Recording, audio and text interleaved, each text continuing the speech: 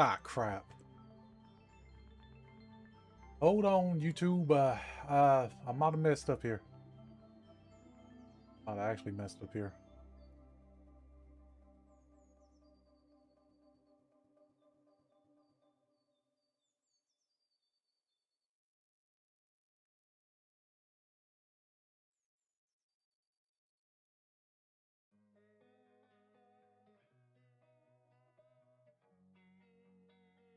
Oh my gosh. All this is not working.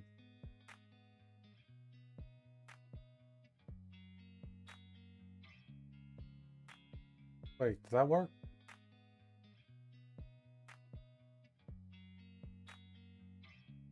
Hey, I did not know that was happening, but I guess. Okay. Now it works. I think I'm live everywhere now. I really oh crap. I did not even realize that was showing on. Wait.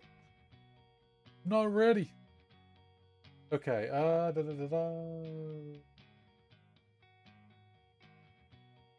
Pop out.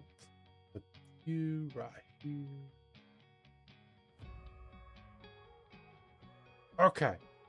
Wait, what happened? You know what? I like that. Do that again. Do that. Okay.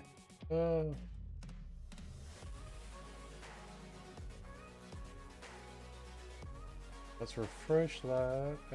Is it gonna come up? It did. Wait. Yeah, I'm good. Okay. These were the news stories today that I sort of kind of thought was sort of kind of interesting. And I thought everybody else might like them anyways. So anyways, without further ado, I've kind of annoyed you for the first, what, 3 minutes? Here's the first story of the day. Now, I'm a little late to the party on this one. It seems that this was written, let's see, on the 26th of this month. And it is currently the 29th of this month. 3 days ain't bad to getting around a story if you want to be honest about it. But you know what? I thought this was kind of sort of funny. Anyways, the headline is Paris bans drinking alcohol in public as hospitals hit heat wave breaking point. Now, as an American, I can honestly say I believe in importing and assimilating cultures into the American culture. And I say to my brothers and sisters in France, you are 100% welcome in America. I can honestly say with the best of them, everybody, let's go. Anyways, let's get on to this story, I reckon. Drinking takeaway alcohol. Wait. Yeah. Drinking takeaway.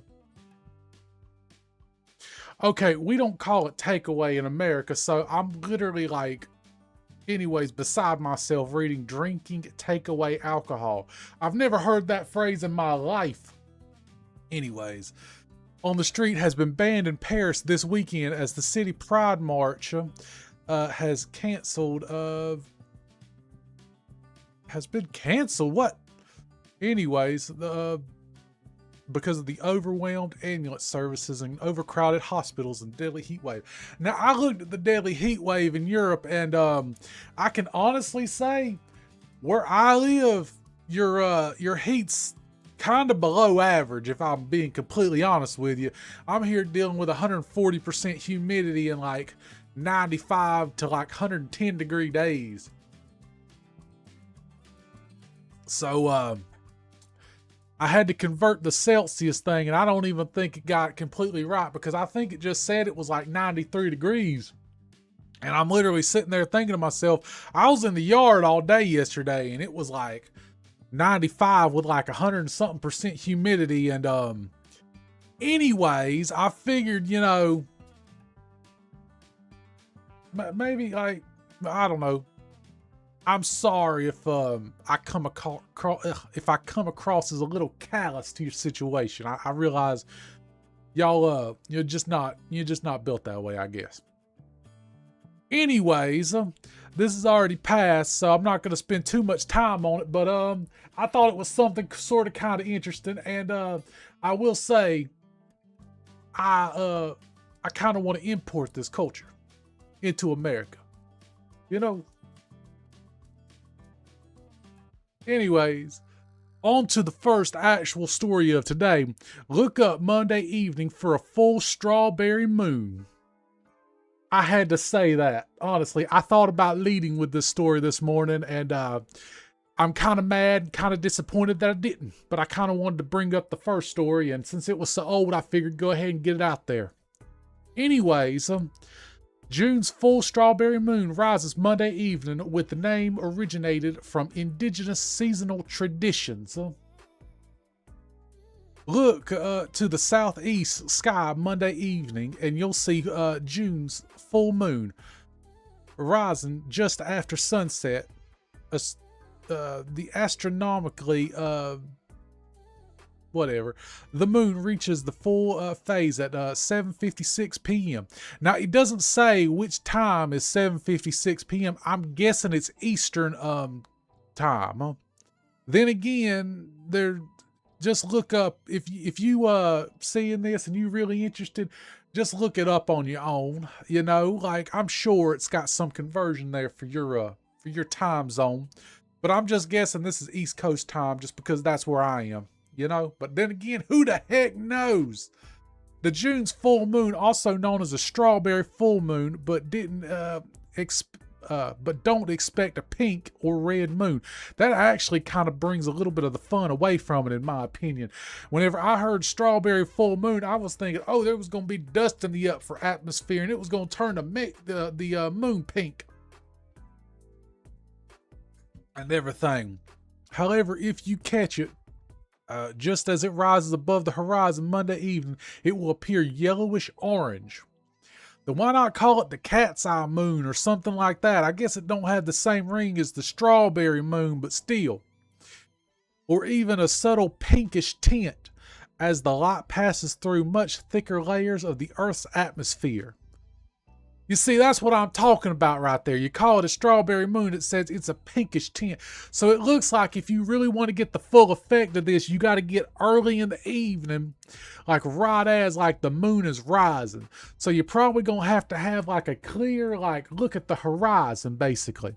You can't have a lot of trees and stuff around you. Like, it probably would be best to like do this on the beach. So if you a dude on the East Coast, maybe, or maybe somewhere else, I don't know. You just look it up and everything.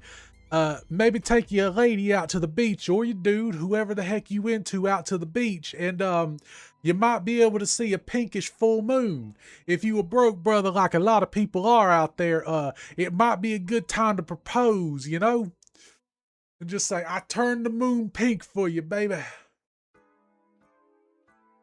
Then again, I'm cheesy like that. I don't know though. But anyways, I thought this was really interesting, and I love to keep an eye on the sky. I'm not going to spend that much more time on it, but I thought it was something to good and bring up. All right, so this is a news story that I saw, and it kind of made me chuckle. So, in full disclosure, this is stoner news. New magic mushroom makes users see tiny gnome people. Scientists have no idea how it's doing that. Now, there's a few theories just without me even reading this news article that are rolling around in my brain. Like, are these interdimensional beings? Are these some sort of aliens that their cloaking technology doesn't work if you're like stoned out of your gourd? Or is this all in the user's head? Some sort of mass hypnosis thing happening because everybody's like, oh, this particular thing, if you do it a certain way, it makes you see gnomes, man. And why gnomes? Why can't they be fairies? You know what? This is discrimination on the fairies. They could 100% be wingless fairies. But I don't know. But for some reason, they gnomes. Anyways, magic mushrooms, you have a gnome idea. I guess the person who wrote this article wanted to be a little bit funny, but I'm into it, I guess.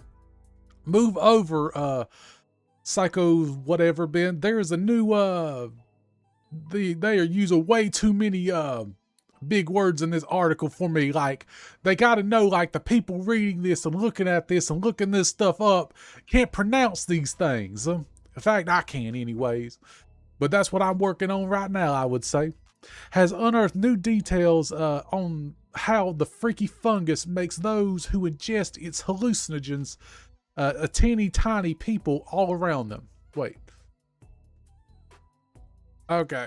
Ingest these hallucinogens teeny tiny people all around them.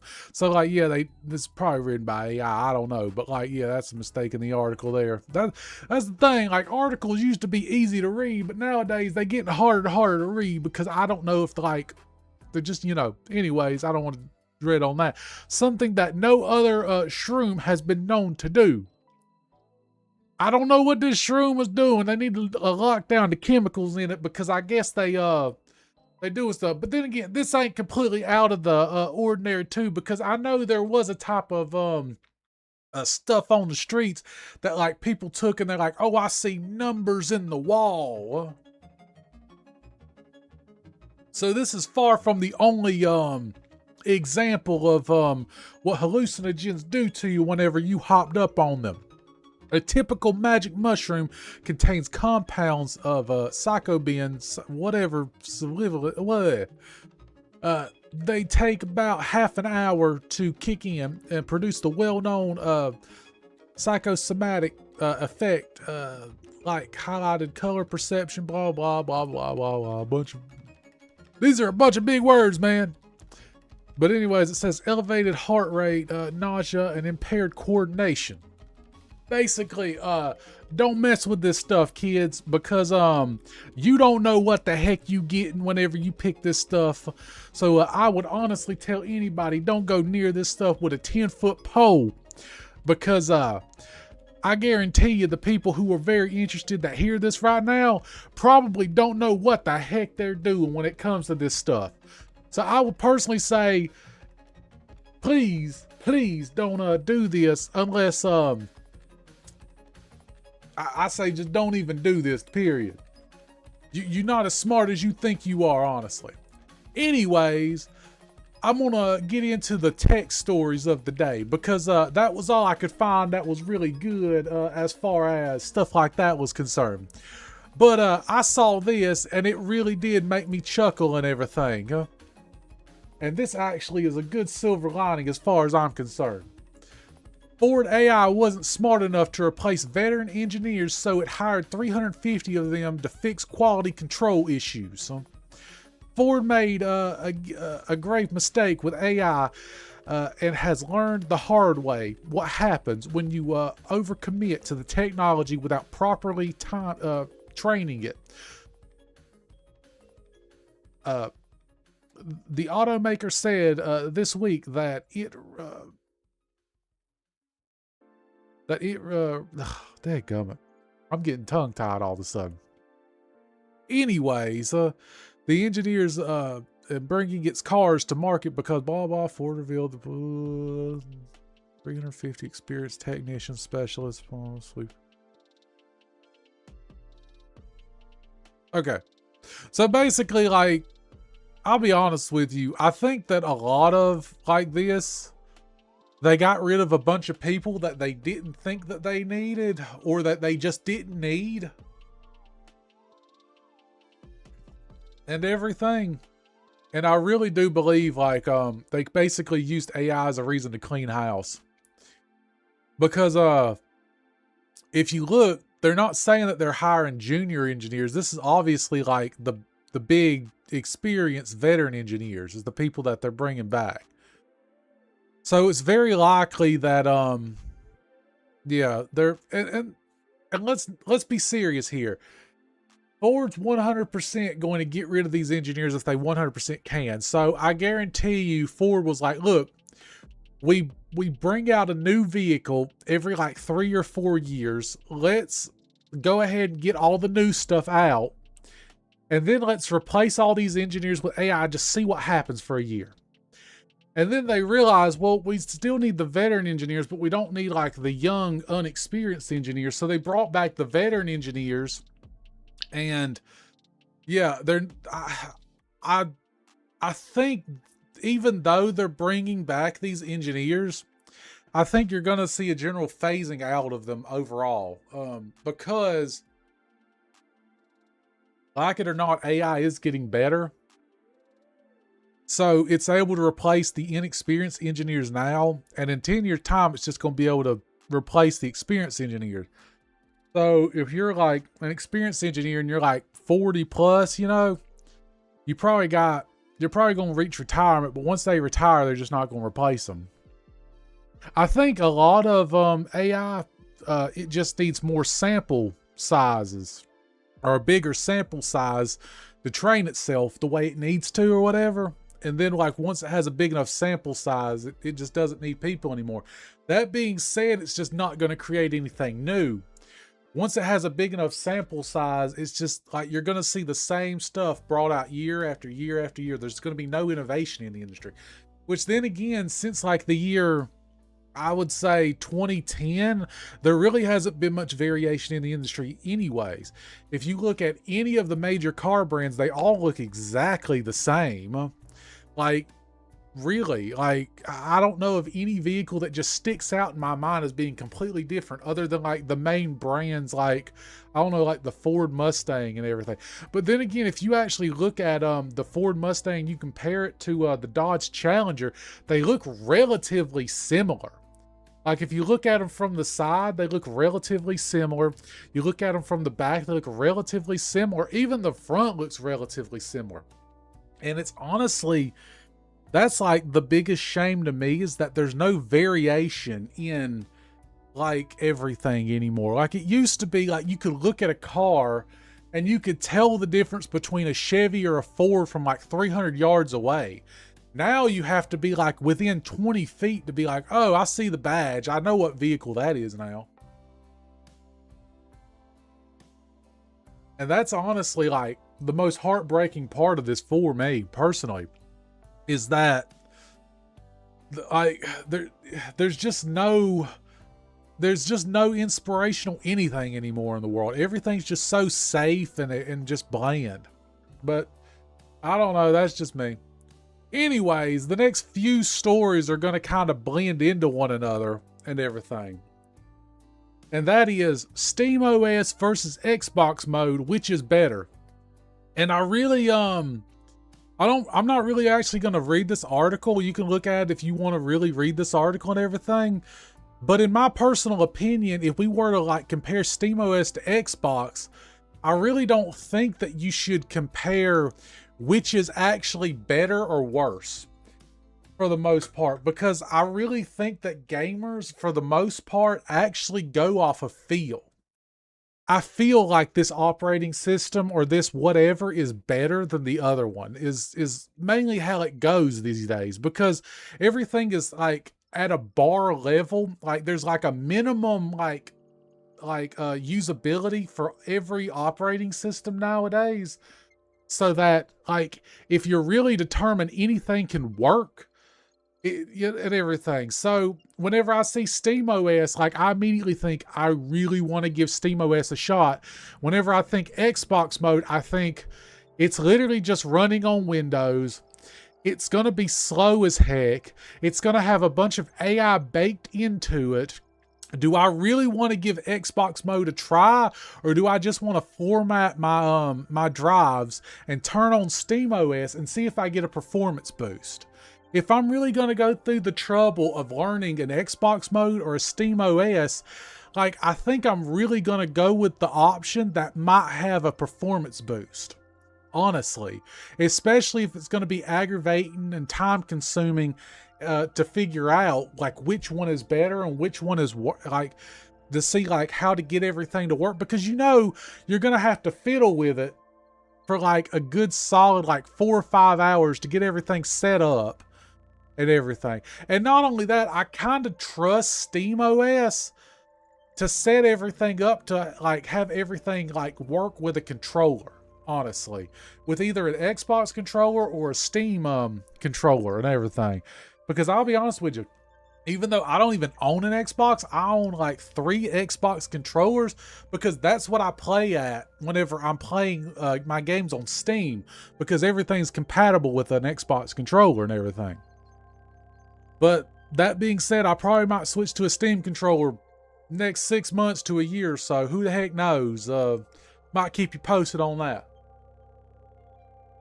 Anyways, I'm not going to harp too much on that, but that's what I think for this story. And this is the next story, which literally ties into the this story, honestly. The next few stories are going to kind of sort of be tied together. And that is, the PlayStation 6 reportedly already cost $960 in materials to manufacture. I know PlayStation has came out and basically said that they were going to do price hikes on their console and everything that's currently out. And I believe that's the PlayStation 6. I mean, I believe that's the PlayStation 5. I believe. Yes, it's the PlayStation 5 as far as I know. And they've done price hikes on it. And I believe the PlayStation 5 right now is between like $600 and $800. I'm not sure. I have not like bought a PlayStation in years and years and years, honestly. Because I just switched to PC gaming and just like didn't look back, because I can use my PC for like 100 different other tasks. I'm not tied down to just like watching videos and playing, you know, games. But supposedly like the PlayStation 6 already cost $960 in just materials. That's no extra little padding there so that they can make a profit. Which then again, in the past, when they manufactured consoles, they actually manufactured them at a loss. So, I mean, I guess there's hope for below $1,000 PlayStation 6, but if everything keeps going the way it goes, then I doubt we're going to have below $1,000 PlayStation 6 just because of everything else and everything. So, I don't know. But the PlayStation 6 could cost $1,000 plus. Yeah, like I 100% believe that that's most likely going to be the case. The bill of materials for the PlayStation 6 has increased by $200 since 2026. And I think the reason why it's increased $200 is a combination of two things. Inflation, which you can't deny. Inflation is just happening, and I hate it, but like, I don't know. Everybody just watch out for yourself is all I got to say. When it costs $760 to manufacture a PS6 or PlayStation 6, with the price increase of $200 in just a matter of months, it means that the PlayStation 6 now reportedly costs $960 to build. But that isn't the end of it. As many analysts in tech industry warn, the RAM and SSD prices are yet to soar, which means they're probably going to get worse. Like, it's just bad out there. Honestly, I have not bought a new SSD drive or a new hard drive in like over a year and a half. And I used to buy like hard drives every year, honestly. I used to buy USBs often, drives, because I would just transfer data to like different places and everything. I haven't bought anything like that in like over a year. And the prices keep going up. And I know I can't be the only one. Everybody that can is not buying hard drives and like USB drives and SSDs and all that stuff. And the prices still keep going up. So with the prices going up, and I know people aren't buying as much of the stuff, like I really just have to think to myself, this is just going to get bad, because at a certain point, I'm going to have to bite the bullet, because if a drive just fails on me, I have to bite the bullet and buy a drive, period. Like, I might not like it, but that's just what's gonna have to happen at the end of the day. Anyways, that means even the PlayStation traditionally subsidized its console cost in favor of software profits. The PlayStation 6 could still cost $1,000 or more, as the console has traditionally been subsidized by only $100 to $200. So yeah, I know people are still playing the PlayStation 4 right now. And like, I know there was an article that came out months ago that basically was PlayStation begging people to upgrade to the PlayStation 5 because they said they were still going to use it for the next 2 years. Don't know if that's changed, especially since they're talking about the PlayStation 6 now. So I definitely do some research before you like put down $1,000 on a console, man. Holy crap. But like I don't know, man. Like 3 months ago, I was literally telling people, like, I think you could buy a used PlayStation 5 for like $600-700, and I was literally telling people, like, you'd probably be better buying a used console of this generation over building a gaming PC. But now with like $1,000 plus, if like a PlayStation like 6 comes out and it's like $1,000 plus, like, I'm sitting here thinking, like, the math is getting hard to math is all I'm saying, honestly. And if all you're going to do is just play games on it, like, a console usually is a better deal, but at the same time, like, the math is getting hard to math, honestly. I don't know, like, gaming's getting expensive, man. It really is getting expensive. Anyways, this next story basically ties into this story, and that is, update Xbox console prices, and this literally goes right into the story that I was literally just talking about. Effective August 1st, 2026, meaning this is going to happen really soon, we will be updating prices worldwide. The price of Xbox consoles will increase by $100 for the 512 gigabyte models and $150 for the 1 terabyte models.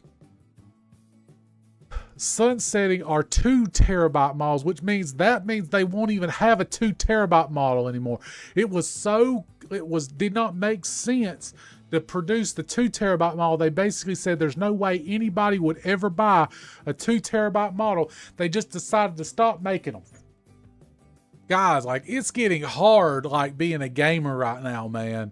If Xbox is just like, it's just not economically feasible to create a 2 terabyte Xbox model, it's getting bad, man.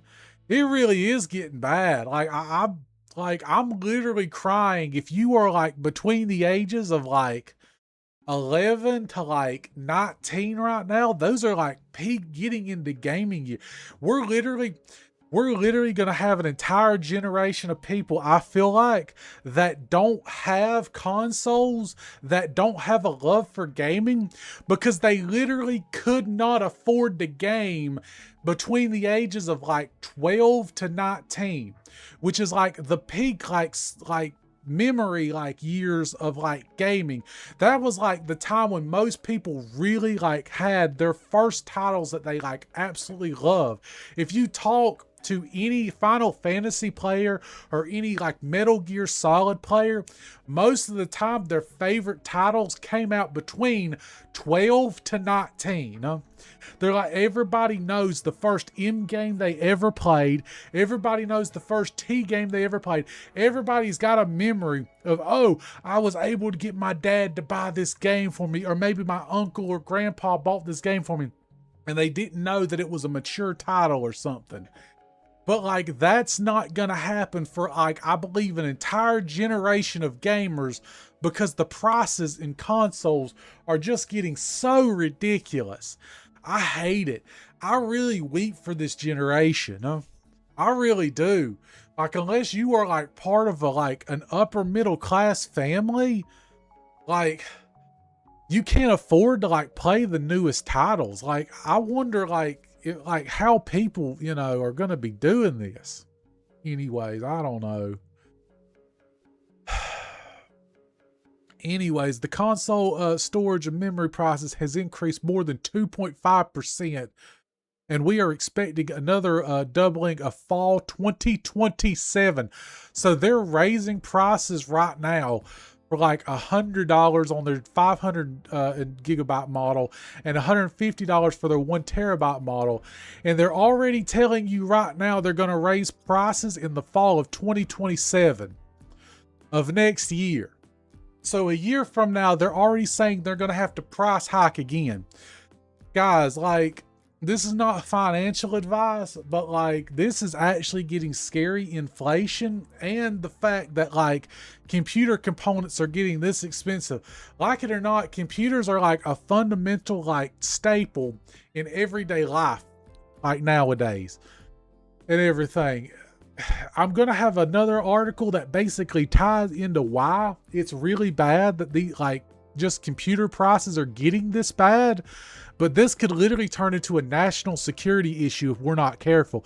Like it's going to hurt gaming now, and then it's going to hurt communication, and then it's going to hurt a lot of other things. This could literally get scary at the end of the day. But you know how that is. Anyways, this next article literally ties into the last two articles and everything. Holy crap. Well, that happened, didn't it? Anyways, the news article is there's a lot of stuff on this page. I don't like.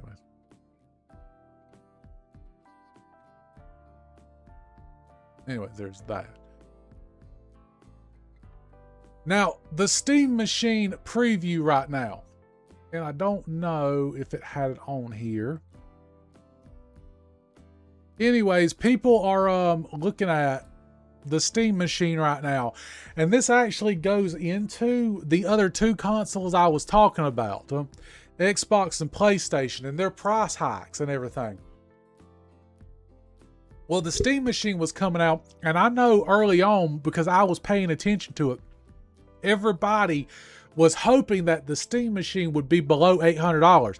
Everybody was hoping and praying that the Steam Machine would be anywhere between, I think it was $600 and $900 at the time. That ain't gonna happen. I'm sorry, like it just ain't gonna happen. Xbox and PlayStation can't make that happen. Steam launching a brand new console ain't gonna happen. So down here in this article, it basically says that at $1,400, the Steam Machine is unlikely to win over the hearts and minds of PlayStation and Xbox faithfuls. And I 100% believe that that is 100% correct. And the main reason why I think that is 100% correct is because a lot of people that are diehard PlayStation and Xbox fans, they were probably not going to buy a Steam Machine anyways. But I do think where Steam Machine is going to enter the market is people with disposable incomes that either want to update their console or are maybe buying a console for the first time. And if you're looking at an Xbox or a PlayStation that is over $1,000, and then you look at a Steam Machine that's the same thing, over $1,000, and you're literally thinking to yourself, well, which console is newer? It's the Steam Machine. Well, a lot of people's psychology is if the console just was announced and released this year, it's got to be better than a 5-year-old console. So I could see people buying a used Xbox or PlayStation over a new Steam Machine. But if you're going to buy a new Xbox or PlayStation, especially if you're thinking about upgrading your Xbox or PlayStation, why wouldn't you just keep the old Xbox or PlayStation and buy a new Steam Machine?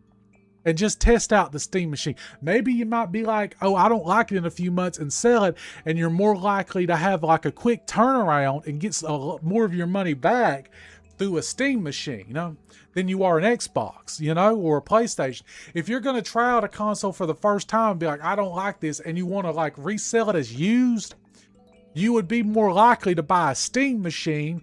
Why? Because people have more interest in it because it's a new console. You know what I mean? Now, the Steam Machine might come out and it might be a big turd and it might like literally bomb. Like absolutely bomb. That's 100% a likelihood. It's even a possibility. And everything. That could 100% happen. But I still maintain that people are more likely to buy a Steam machine than they are an Xbox or a PlayStation, especially if they're not diehard, and especially if they already have a PlayStation or Xbox, or maybe they have both. because it's just a newer console. It's coming out this year. It's brand new. It's just hitting the shelves. It's got a craze behind it. It ain't been released 5+ years like the PlayStation and everything. Anyways, I'm going to go ahead on to the news story because this next story basically bleeds into this story in a big way. Let's see if I can get this right. Anyways, let's do it. Suspicious steam machine clone. Oh my gosh, it just knew. I knew it knew. It's suspicious steam machine clone from China. Costs $688. Has a Ryzen 5 5500 with an RX 5750 GRE GPU. Now, I don't know if this is for real. I don't even know if that's a good deal because I don't know like the CPUs and all that GPU stuff right off the mark. And then again, a lot of stuff coming from China is very, very suspicious. So I personally do not recommend buying this personally. But I can't deny the fact that there's going to be a lot of ripoffs. There's going to be an extremely large amount of Steam machine ripoffs, mainly because Steam will run on anything that's kind of like a computer. I have Steam on my computer. A lot of people have Steam on their computer. So anything running a Linux operating system or that could even run a Windows operating system is basically going to say Steam machine clone or whatever. I'm not going, it might be better than a Steam machine. It most likely, I choked on myself. It most likely is going to be worse than a Steam machine, than better, if I'm being completely honest with you. In fact, they got an Xbox controller there. That automatically is worse than a Steam machine. You know what I mean? But I'm just saying, there's going to be a lot, and I mean a lot, of Steam machine clones, basically, yeah. Anyways, I'm going to completely get off that story, and I'm going to move on to the next story. And that is the iPhone with 9 GB of memory. The component crisis apparently has Apple getting stingier with RAM upgrades. Now, I got a computer sitting in the other room that's only got 8 GB of RAM. That computer runs absolutely fine. Now, I'm sitting here thinking, I don't know how much RAM my phone's got. I've never even thought about it, to be completely honest with you. And I don't even know how they're getting the complete 9 GB of RAM. It might have something to do with like hard drive storage or something. I don't know, be honest with you. But I'm thinking to myself, 9 GB for RAM for like a device you can hold in your hand, that's gotta be enough.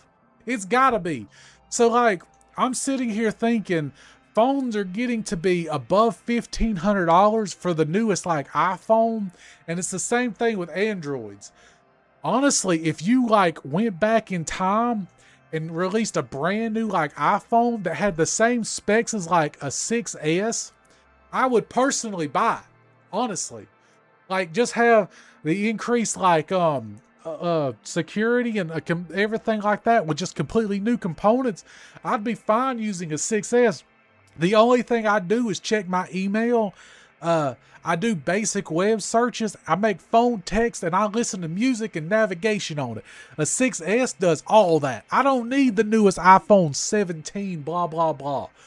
Like, plus phones aren't even getting that much. If you actually look, between the iPhone 1 and the iPhone 6, there was major advancements every single year between the first and the 6th one.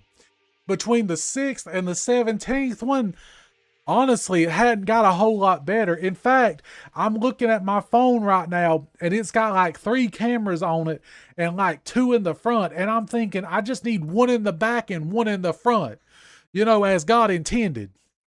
That's all I need. That's all I want, you know.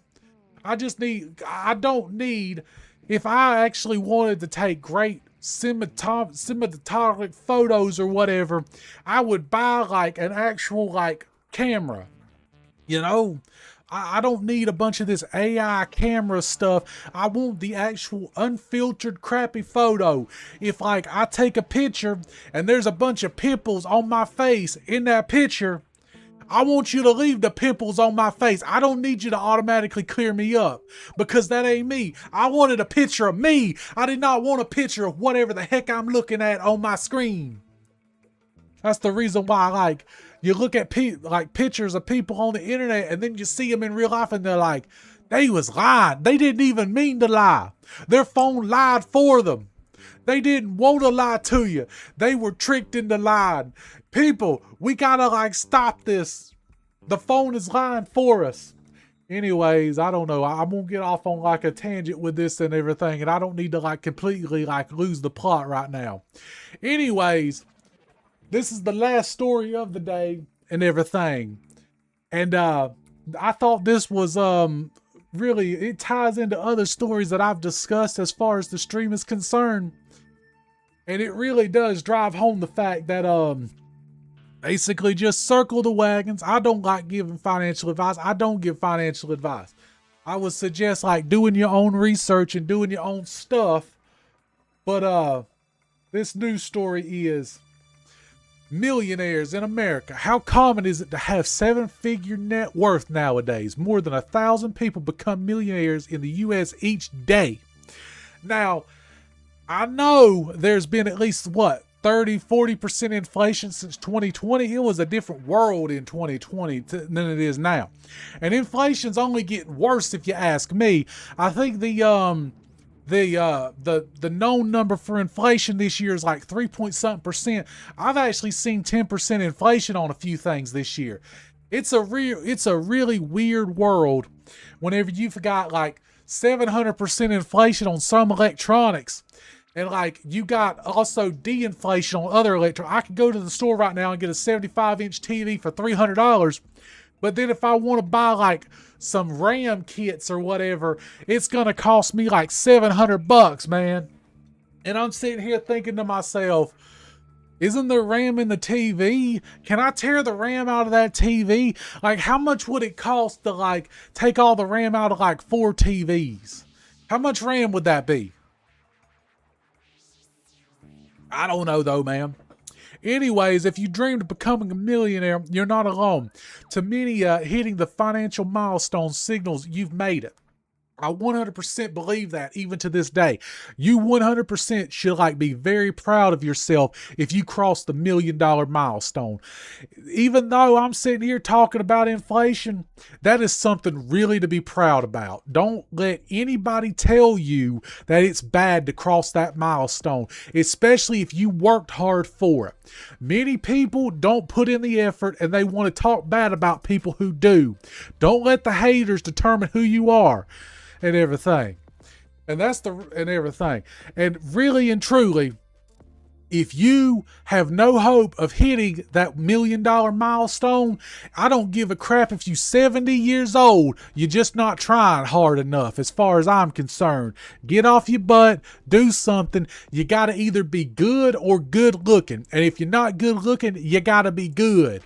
And guess what? I ain't good looking, but I don't know if I'm good, but I did okay. But anyways, I don't know. Anyways, with the assets valued at 7 figures, you can wave goodbye to many of the financial stressors that nag at you when you had less. And I'll be honest with you, it's talking about $1 million here. You'll actually see that like it's a very different world once you have, I would say, more than $100,000. Because you actually find out that banks will treat you differently whenever you have over $100,000, and people who have a decent amount of savings will know exactly what I'm talking about. Banks will look at you and be like, oh gosh, this person again, because they like people who are in debt, that have a bunch of loans out, that are constantly working that debt machine. Not only that, you'll actually like whenever you buy like higher class, like luxury goods, there's this sort of attitude at these shops and places of, we know why you're here. You're here because you want what we have. Don't talk down to my employees, period. If you go to like Walmart and you talk ill to the staff will just grin it and bear. If you go to like a Ferrari dealership and you talk bad to the staff, they will kick you out. If you go to a high-end jewelry store and you talk bad about the staff, they will kick you out. If you go to a high-end restaurant and you talk bad about the staff and you are making a lot of noise and you are disturbing other guests, they will kick you out. This whole the customer is always right mentality flies out the window as soon as you go into upper class shops and upper class places. In the upper class places, you have to maintain a nice sort of mentality to everyone around you, or you will not get far. They will deny you service, period. This whole, you have to give me service, period, that is for poor people. That is not for rich people. So for future millionaires, I will honestly tell you, if you don't have a certain level of niceness to you, you will find it very hard to do business in certain places, because you will find that a lot of higher end retail places that cater to upper class people, they have their customers. They only have to sell maybe 5 or 6 things a year to stay in business, and they don't need your money if you're hassling other customers. Get out.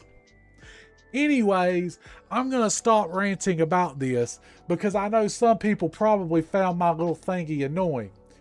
But if you dropped by today, I really appreciate everything. And anyways, I appreciate it. You know, I really do. I really, really do. So anyways, thank you. Bye.